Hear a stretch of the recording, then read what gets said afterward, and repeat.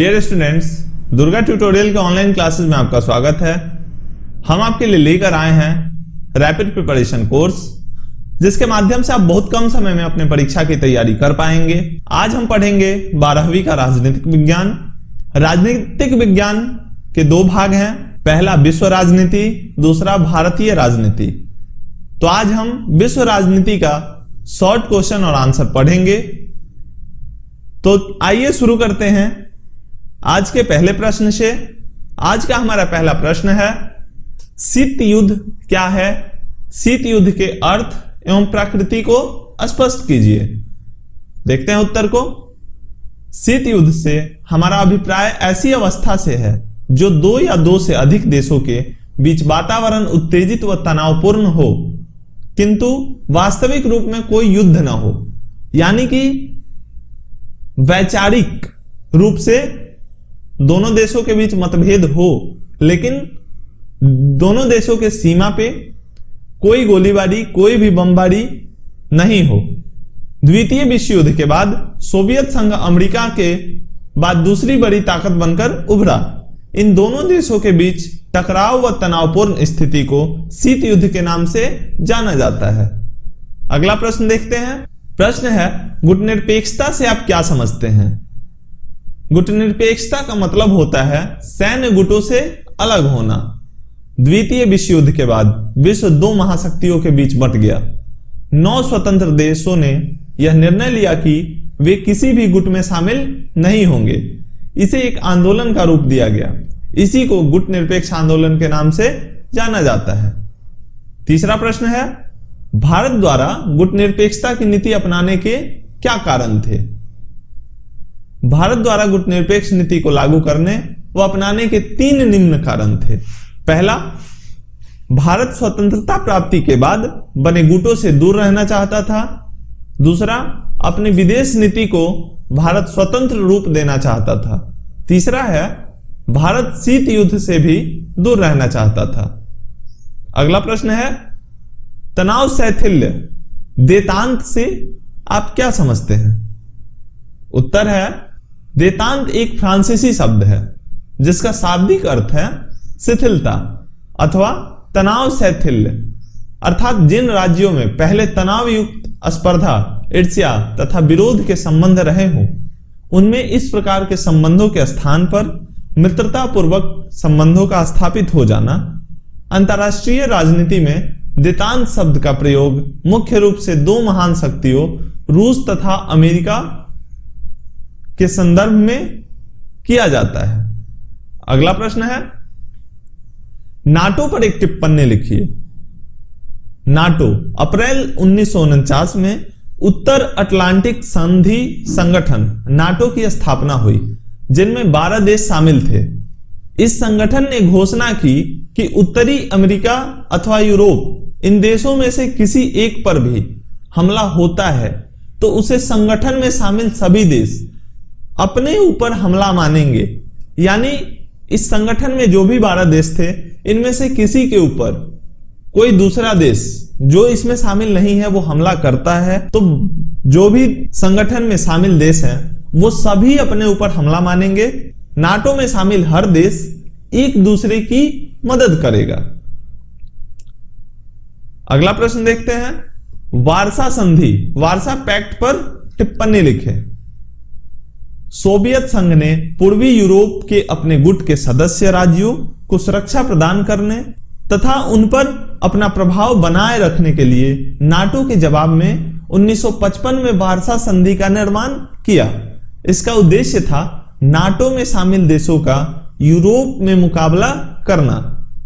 इनमें सोवियत संघ के अतिरिक्त पोलैंड, पूर्वी जर्मनी, रोमानिया, बुल्गारिया, चेकोस्लोवाकिया आदि देश जो सोवियत गुट के थे सम्मिलित थे। 7वां प्रश्न है, परमाणु अप्रसार संधि एनपीटी क्या है?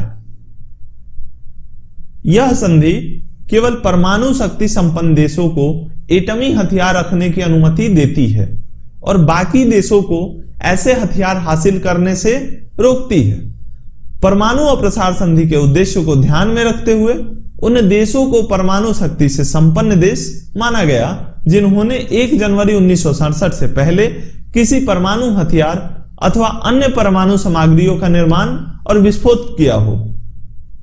इस परिभाषा के अंतर्गत 5 देशों अमेरिका, सोवियत संघ जो बाद में रूस बना, ब्रिटेन, फ्रांस और चीन को परमाणु शक्ति से संपन्न माना गया। अगला प्रश्न है, ग्लासनोस्त और पेरेस्ट्रोइका से आप क्या समझते हैं? मार्च 1985 में सोवियत संघ में गोर्बाचेव का नेतृत्व स्थापित हुआ।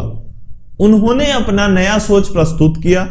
उन्होंने लोगों की स्वतंत्रता बहाल की तथा अर्थव्यवस्था का नवनिर्माण किया। ग्लासनोस्त का अर्थ है समाज को खोलो और पेरेस्ट्रोइका का अर्थ है आर्थिक नवनिर्माण करो। इस प्रकार लेनिन के समय से चली आ रही वह व्यवस्था समाप्त हुई जिसमें लोगों को मूक व बधिर पशुओं की तरह बना दिया गया था।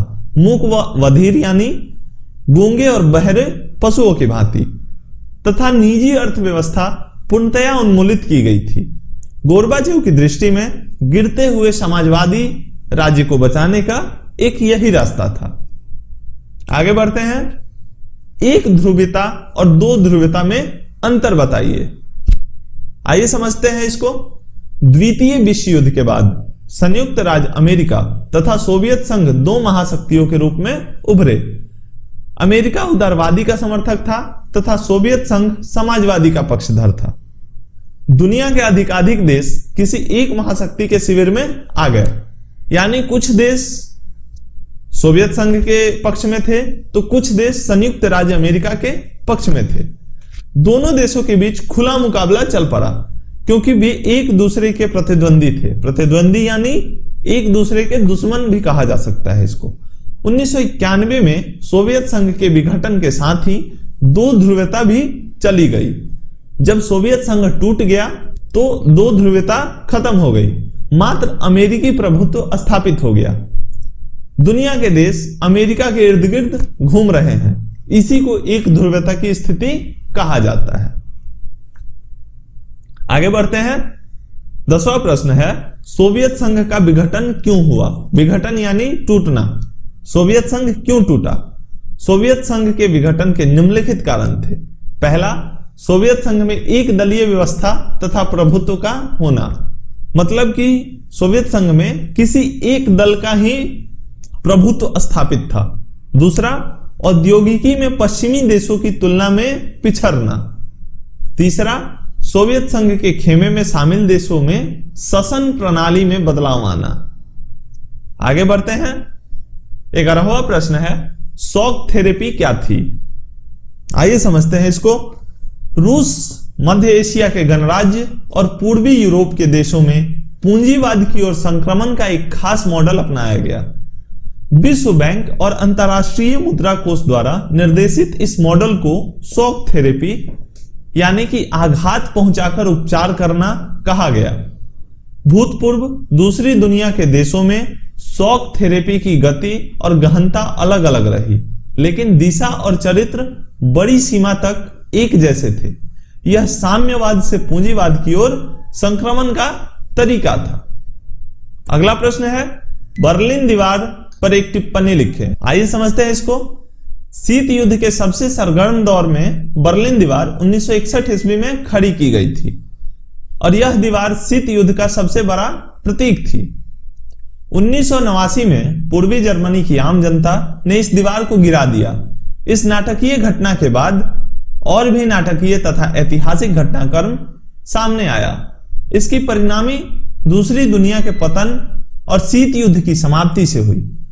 दूसरे विश्व युद्ध के बाद विभाजित हो चुके जर्मनी का अब एकीकरण हो गया।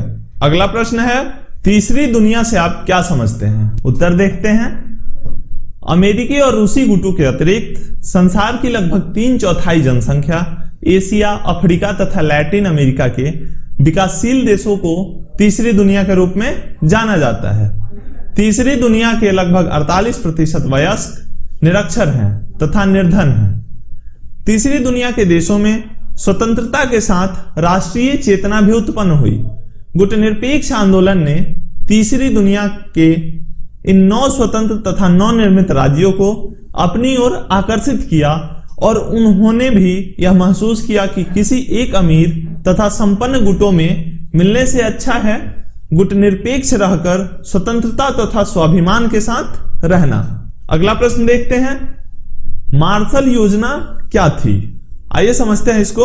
विभिन्न युद्धों के कारण यूरोपीय देशों की आर्थिक स्थिति इतनी खराब हो गई थी कि यूरोप में साम्यवादी व्यवस्था फैल जाने की संभावना बहुत अधिक बढ़ गई।